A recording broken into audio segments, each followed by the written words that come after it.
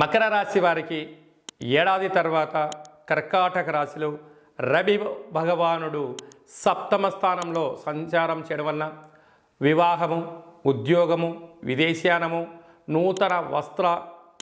కొనుగోలు, క్రయ విక్రయాలు, బంగారు ఆభరణాలు, విలాసవంత వస్తువులు కొనుగోలు చేయాలని మీ కోరిక నెరవేరబోతుంది. ఒకవైపు ఏలనాటి శని చివరార్ధ సంచార స్థితిలో ఉండడం,